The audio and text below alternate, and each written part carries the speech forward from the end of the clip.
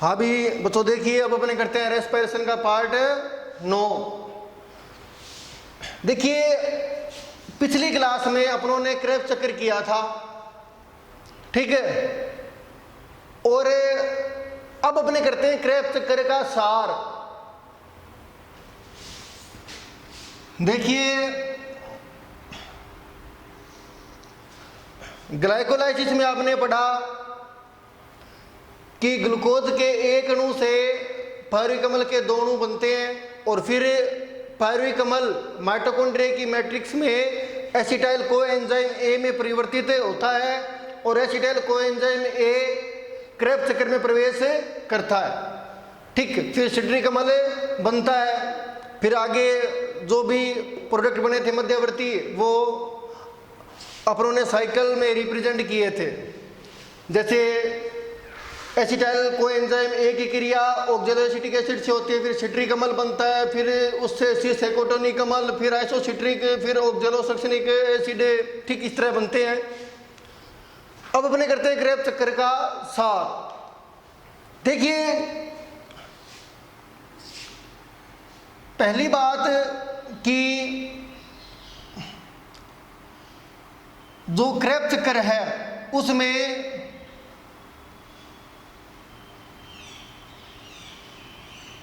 Substrate level phosphorylation,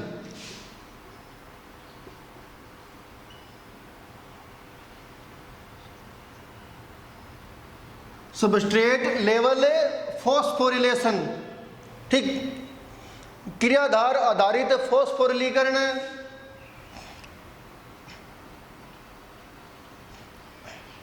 कितनी बार हुआ है अभी? एक बार, ठीक है।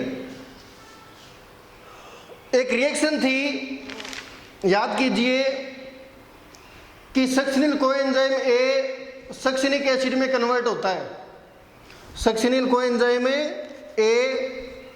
सक्सिनिक एसिड में कन्वर्ट होता है। क्रेब्स चक्र की एक रिएक्शन थी, सक्सिनिल कोएंजाइम ए किस में कन्वर्ट होता है? सक्सिनिक एसिड में, ठीक है। और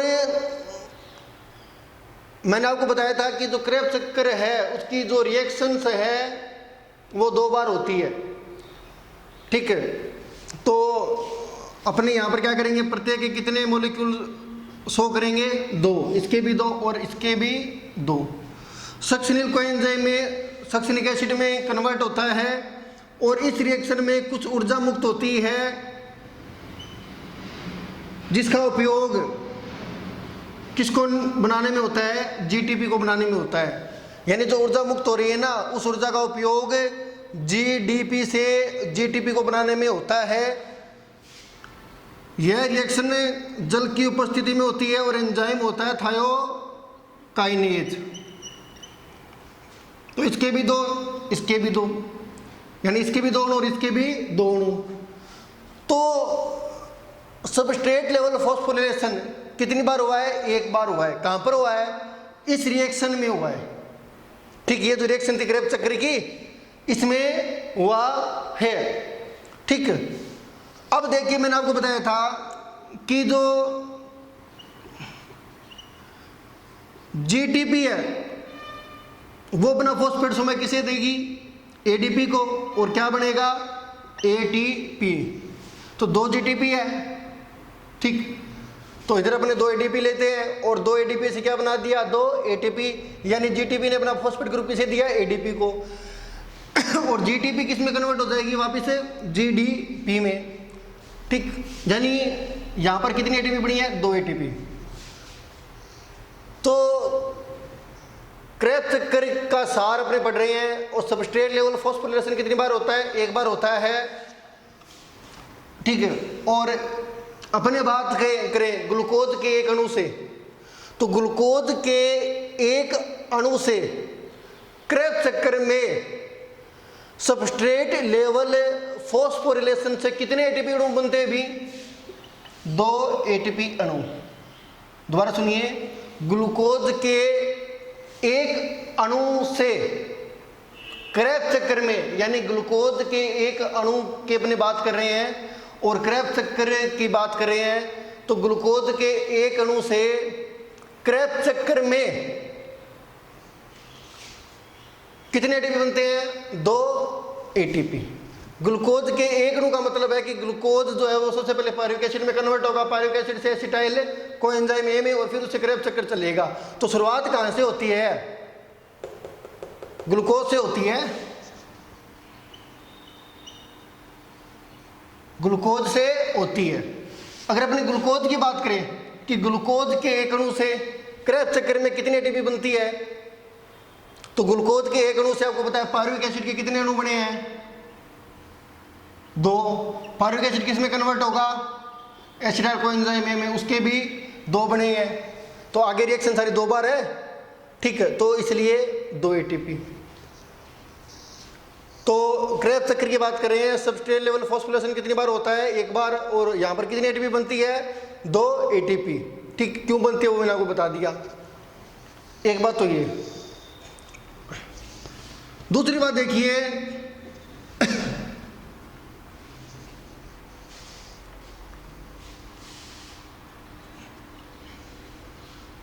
एनएडीएच के कितने अणु बनती है क्रेब्स चक्र में? एनएडीएच के अणु बनते हैं क्रेब्स चक्र में 3, लेकिन रिएक्शन कितनी बार होती है? 2 बार होती है। ग्लूकोज के एक अणु से अगर अपने शुरुआत करें तो 3 दूनी 6 NaDH, ठीक।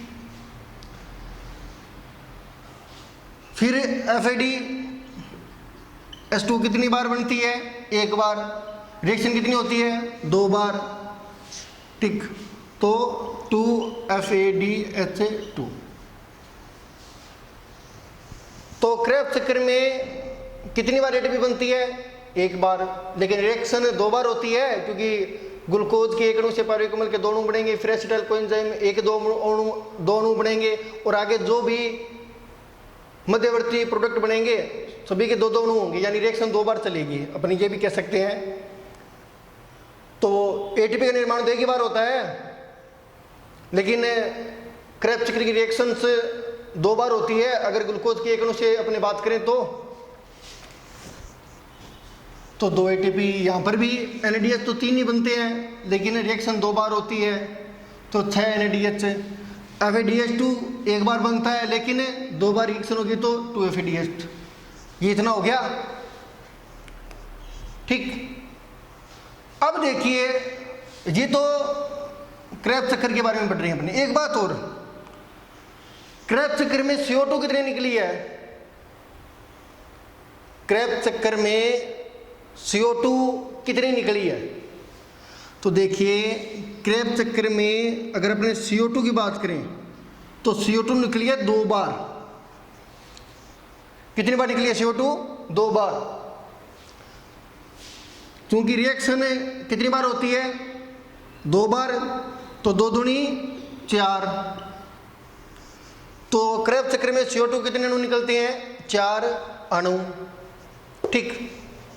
ये ध्यान में रखना। CO2 कितने अणु निकलेंगे क्रेब्स चक्र में? 4 अणु। अब मैं आपको एक क्वेश्चन लिख रहा हूं, वो देखना। ये क्वेश्चन है अभी आपके लिए। देखिए, ग्लूकोज के एक अणु के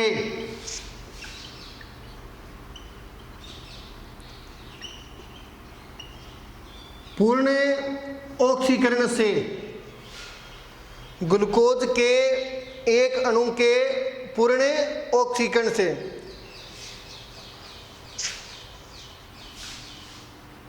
CO2 के कितने अणु मुक्त होते हैं?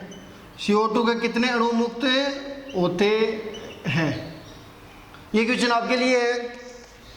ग्लूकोज के एक अणु के पूर्ण ऑक्सीकरण से CO2 के कितने अणु मुक्त होते हैं? 5 सेकंड आपके पास सोचने के लिए।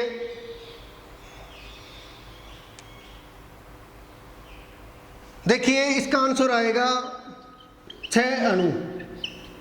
6 अणु। कैसे आएगा? देखिए, ग्लूकोज से क्या बना था? पायरुविक एसिड, ठीक। ग्लूकोज के एक अणु से पायरुविक एसिड के कितने अणु बने हैं? 2। इसको कहते हैं ग्लाइकोलाइसिस। और ग्लाइकोलाइसिस में कहीं भी CO2 नहीं निकलती है, ठीक है, ग्लाइकोलाइसिस ठीक में कहीं भी CO2 नहीं निकलती है। अब आगे देखो, पायरुविक एसिड किस में कन्वर्ट होगा? एसिटाइल कोएंजाइम ए में। इसके कितने अणु बनेंगे? 2 अणु। ये रिएक्शन आपने लिखी है ना, मैंने आपको बताया था। यहां पर देखिए, यहां पर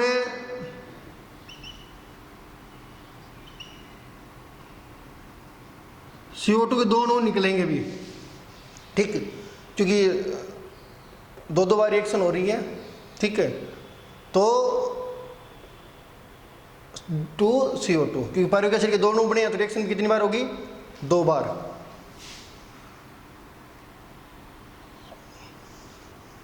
तो कितने अणु निकले हैं?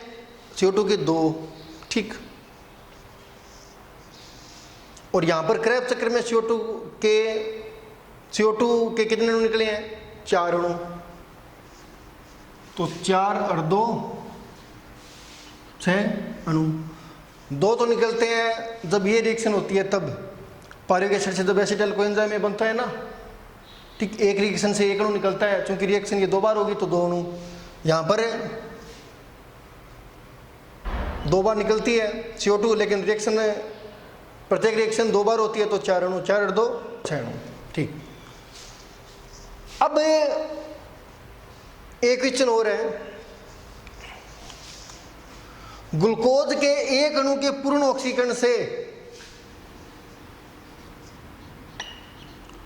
NaDH प्लस H पॉजिटिव, देखिए मैं कई बार ये लिखूंगा NaDH प्लस H पॉजिटिव, या कई बार ये भी लिख सकता हूं NaDH, ठीक, कोई भी लिख दो, दोनों ही सही है। NaDH प्लस H पॉजिटिव लिख दो, NaDH लिख दो, या NaDH2 लिख दो, तीनों ही सही है। लेकिन आपको अच्छी किताबों में ये मिलेगा, जो महंगी किताबें हैं ना, महंगी बुक्स है, उनमें ये लिखा होता है NaDH प्लस H पॉजिटिव। लिख कोई भी दो, कोई दिक्कत नहीं है। ग्लूकोज के एक अणु के पूर्ण ऑक्सीकरण से NaDH प्लस H पॉजिटिव या NaDH के कितने अणु बनते हैं? भी के कितने अणु बनते हैं, यानी आपको NaDH के अब अणु बनाने हैं, कितने बनेंगे? देखिए,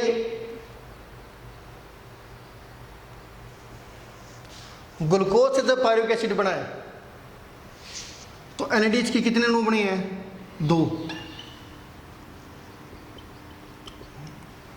कहां पर बने हैं वो समीकरण आप देख लेना, ठीक।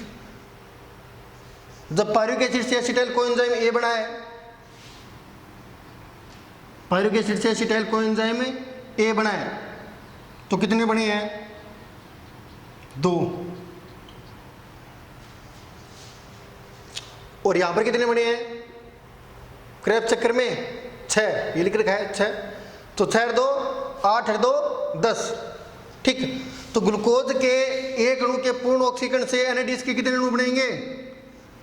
2 तो बनते हैं ग्लाइकोलाइसिस में, 2 NaDH प्लस H पॉजिटिव, और 2 बनते हैं जब pyruvic acid acetyl coenzyme A में कन्वर्ट होता है, ठीक है।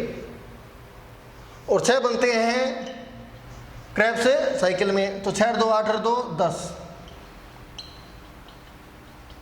कितने अणु बनेंगे? 10, ठीक। तो यहां पर मैं एक साइड में लिख देता हूं NaDH प्लस H पॉजिटिव के कितने अणु बने हैं? 10 अणु। इसी प्रकार FADH2 के कितने अणु बनेंगे? देखिए FADH बनता है केवल क्रेब्स चक्र में, और कहीं पर भी ये FADH2 नहीं बनता, तो FADH2 के कितने अणु बनेंगे? 2।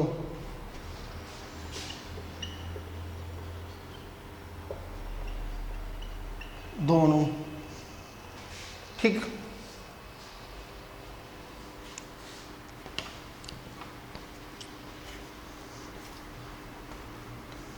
आपको ये भी ध्यान रखना है कि कहां कहां पर NaDH बनता है और कहां कहां पर FADH2 बनता है।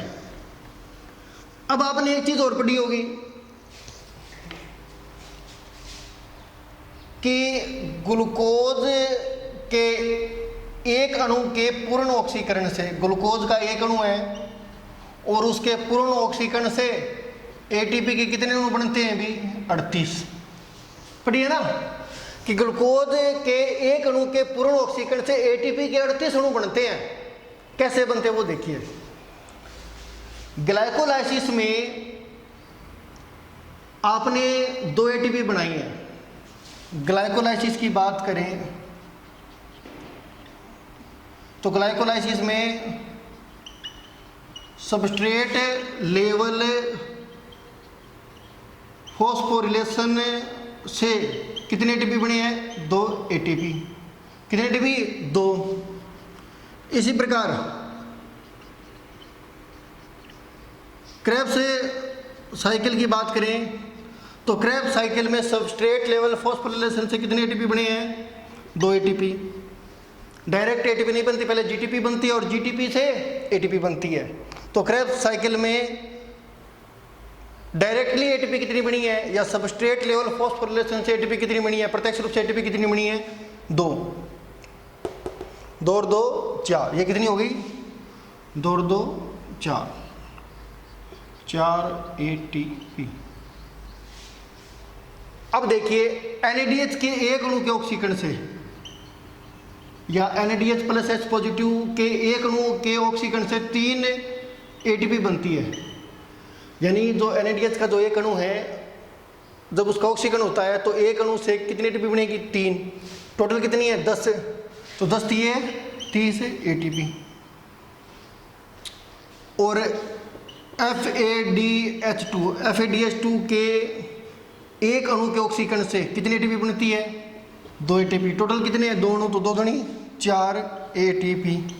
टोटल कितनी होगी? 30 और 4 34 और 4 38 एटीपी। तो ग्लाइकोलाइसिस में कितनी एटीपी बनती है? देखिए ग्लाइकोलाइसिस में एटीपी एक ही बार बनती है, एक ही बार बनती है, लेकिन वहां पर रिएक्शन कितनी बार हुई है? 2 बार हुई है तो 2 एटीपी। इसी प्रकार यहां पर भी 2 एटीपी। 2 और 2 4। NADH के एक अणु के ऑक्सीकरण से 3 एटीपी तो 10 दिए 30। और FADH2 के एक अणु के ऑक्सीकरण से 2 एटीपी 2 दूनी 4, 30 और 4 34 और 4 38 एटीपी। टोटल 38 एटीपी बनती है भी ग्लूकोज के एक अणु के पूर्ण ऑक्सीकरण से। ये मैंने आपको बता दिया। ठीक।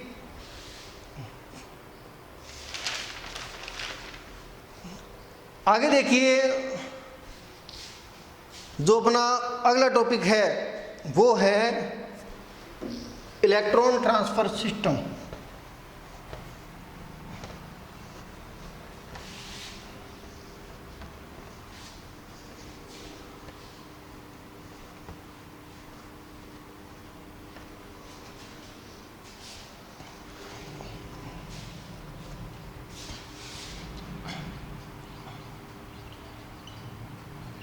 Electron transfer system ETS।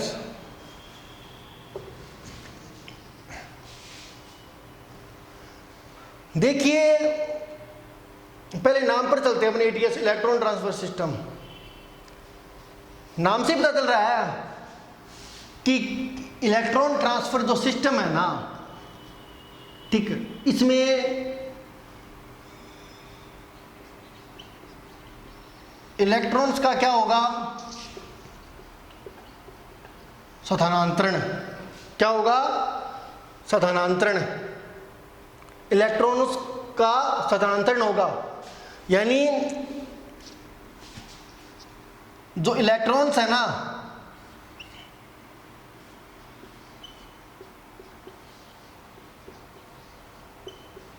जो इलेक्ट्रॉन्स है वो एक वाहक से होते हुए दूसरे वाहक तक जाएंगे या एक वाहक से दूसरे वाहक पर पहुंचेंगे। देखिए सिंपल वे में अपने देख रहे हैं, ये काफ़ी कॉम्प्लेक्स है। ठीक, डिटेल अपने जैसे जैसे आगे बढ़ेंगे करते जाएंगे। Electron transfer system. देखिए स्थानांतरण किसका होगा? इलेक्ट्रॉनों का होगा। और इलेक्ट्रॉनों का स्थानांतरण किसके माध्यम से होगा? वाहक के माध्यम से, जिनको अपने कहते हैं कैरियर। क्या कहते हैं? कैरियर। ठीक। इलेक्ट्रॉनों का स्थानांतरण वाहक के माध्यम से होगा। जो इलेक्ट्रॉन है वो एक वाहक से दूसरे वाहक तक पहुंचेंगे, फिर उससे आगे इस तरह पहुंचेंगे, और अंत में ये इलेक्ट्रॉन कहां पर जाएंगे भी,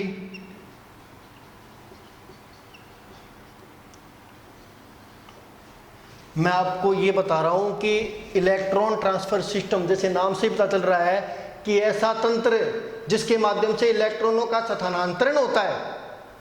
इलेक्ट्रॉन मूव करेंगे, स्थानांतरित होंगे, और इलेक्ट्रॉनों के स्थानांतरण में जो महत्वपूर्ण भूमिका है, जो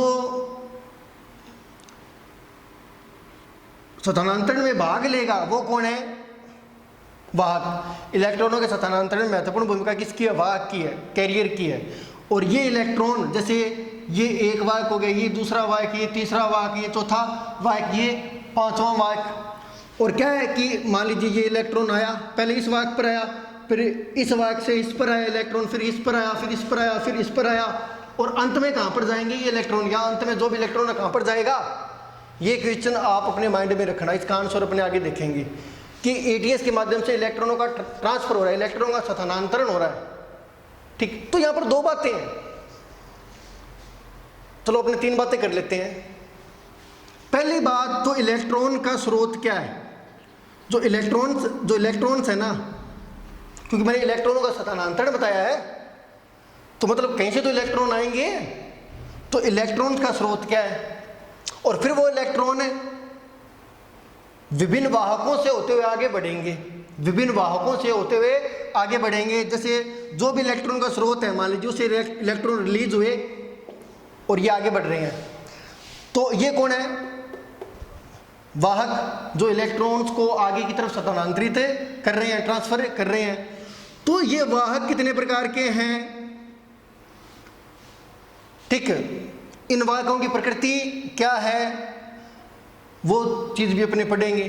तो दूसरी बात क्या आ गई अपनी, वाहक। पहले इलेक्ट्रॉन्स का स्रोत, दूसरी ये इलेक्ट्रॉन्स विभिन्न वाहकों से आगे बढ़ेंगे, विभिन्न वाहकों से होते हुए, विभिन्न कैरियर से होते हुए आगे बढ़ेंगे। तो ये वाहक कौन कौन से हैं, ये वाहक कहां पर होते हैं, ठीक, ये वाहक कहां पर होते हैं, इन वाहक की पोजीशन क्या है, कितने प्रकार के होते हैं, किस प्रकार अरेंज होते हैं, ठीक, वो अपने पढ़ेंगे। अब जो वाहक है ना, इन वाहकों को अपने एटीएस के घटक भी कहते हैं। क्या कहते हैं, एटीएस के घटक। तो वाहक कह लो या एटीएस के घटक कह लो, एक ही बात है। अब देखिए फिर दूसरी बात, ये इलेक्ट्रॉन्स आगे बढ़ेंगे और अंत में कहीं ना कहीं पर तो जाएंगे, तो वो है कहां पर जाएंगे, ये भी अपने देखेंगे। तो तीन बात होगी, इलेक्ट्रॉन्स का स्रोत क्या है, जो वाहक है या जो एटीएस के घटक है वो कौन कौन से हैं, ये घटक कहां पर स्थित होते हैं, इनका क्रम क्या होता है, और ये इलेक्ट्रॉन्स अंत में कहां पर जाते हैं, ठीक, ये बात है। तीन बात होगी, 1 2 3। एक बात और कि जब इलेक्ट्रॉनों का इस तरह स्थानांतरण होता है ना, जब इलेक्ट्रॉनों का इस तरह स्थानांतरण होता है तो काफी मात्रा में ऊर्जा मुक्त होती है, और इस ऊर्जा का उपयोग किसके निर्माण में होता है, एटीपी के निर्माण में। तो ये एटीपी कैसे बनती है, इलेक्ट्रॉनों का स्थानांतरण होगा, ऊर्जा मुक्त होगी और एटीपी बनेगी, चलो ये ठीक बात है। लेकिन एक्चुअल में एटीपी बनती कैसे है, इलेक्ट्रॉनों के स्थानांतरण से जो ऊर्जा मुक्त हो रही है ना, वो ऊर्जा किस प्रकार एटीपी निर्माण में भाग लेती है, वो भी अपने देखेंगे, ठीक है। तो ये हो गया, मैंने आपको कुछ बेसिक बताया है, ठीक। अब इसको एक बार छोड़ो, ये अपने करेंगे। अब एक बात और जो महत्वपूर्ण है,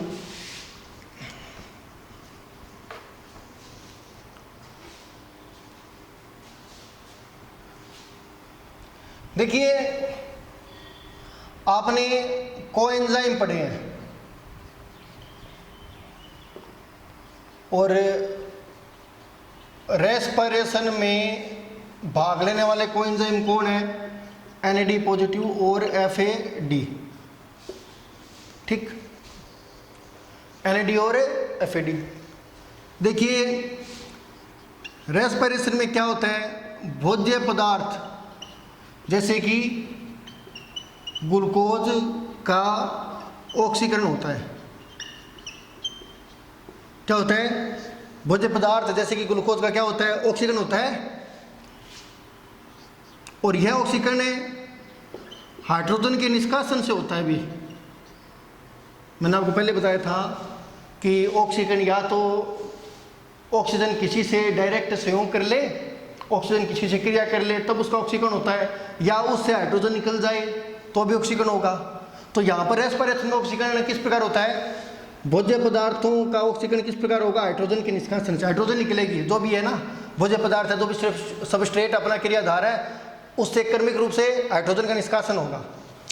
और ये जो निष्कासित हाइड्रोजन है इसको कौन ग्रहण करेगा,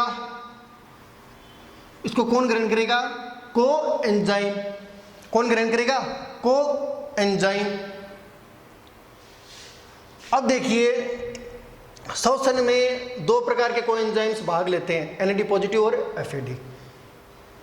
तो ये हाइड्रोजन को ग्रहण करेंगे, जो निष्कासित हाइड्रोजन उसको ग्रहण करेंगे। ये जब ये हाइड्रोजन को ग्रहण कर लेंगे तो किस में कन्वर्ट हो जाएंगे, ये तो हो जाएगा NADH प्लस H पॉजिटिव और ये FADH2। यानी ये तो इनका ऑक्सीकृत रूप है और ये अपचयित रूप है। जब ये ऑक्सीकृत को एंजाइम हाइड्रोजन को ग्रहण कर लेंगे तो ये अपचयित रूप में आ जाएंगे। ये अपचयित फॉर्म है, रिड्यूस्ड फॉर्म, और ये ऑक्सीडाइज्ड फॉर्म है, ऑक्सीकृत रूप है ये। ठीक, अब देखिए ये क्या है, अपचयित को एंजाइम है, ये ऑक्सीकृत है, ये अपचयित है। जो मेन बात है ना ATS की, ठीक, जो सबसे महत्वपूर्ण बात है, ठीक, अपने ATS को समझाने के लिए शुरुआत में जो बात कहते हैं वो ये है, या ATS होता क्यों है, ATS के पीछे रीजन क्या है, वो ये है। इन अपचयित कोएंजाइमों का, इन अपचयित कोएंजाइमों का, क्योंकि ये अपचयित कोएंजाइम है, इन अपचयित कोएंजाइमों का एक अन्य तंत्र के द्वारा, एक अन्य तंत्र के माध्यम से ऑक्सीकरण होता है। एक अन्य तंत्र के माध्यम से ऑक्सीडेशन या ऑक्सीकरण होता है, जिसे ATS कहते हैं। ठीक, तो देखिए ये ऑक्सीकृत रूप है और इनका अपचयन हो गया, ये अपचयित रूप है। ठीक, अब इनका अपचयन कहां पर हुआ है, अभी ग्लाइकोलाइसिस और क्रेब्स चक्कर में आपने ऐसी रिएक्शंस लिखी है जहां पर NAD पॉजिटिव से क्या बनाया आपने, NADH प्लस H पॉजिटिव बनाया है, या जैसे कि क्रेब्स चक्कर में आपने FAD से क्या बनाया, FADH2 बनाया है। ठीक, ये ऑक्सीकृत रूप है, ये अपचयित रूप है। तो जब दोबारा ग्लाइकोलाइसिस चलेगा, जब दोबारा क्रेब्स चक्कर चलेगा तो अपने को कौन सी रूप चाहिए, ऑक्सीकृत रूप चाहिए, लेकिन इनका क्या हो गया, अपचयन। तो इन अपचयित कोएंजाइमों का एक अन्य तंत्र के माध्यम से ऑक्सीकरण होता है, जिसे ATS कहते हैं, ताकि ये अपचयित रूप वापिस किस में कन्वर्ट हो जाए, ऑक्सीकृत रूप में। यानी जो अपचयित कोएंजाइम है ना, उनका क्या हो जाए, ऑक्सीकरण हो जाए, और ग्लाइकोलाइसिस और क्रेब्स चक्कर में इनका ऑक्सीकृत रूप अपने को मिले, अवेलेबल हो हमारी सेल्स को, तो इनका ऑक्सीकरण होता है ताकि ये दोबारा बन जाए। अब इनका ऑक्सीकरण जिस तंत्र के माध्यम से होता है, इन अपचयित कोएंजाइम का ऑक्सीकरण जिस तंत्र के माध्यम से होता है उसको क्या कहते हैं, अपने ATS। आज के लिए इतने, बाकी करते हैं कल।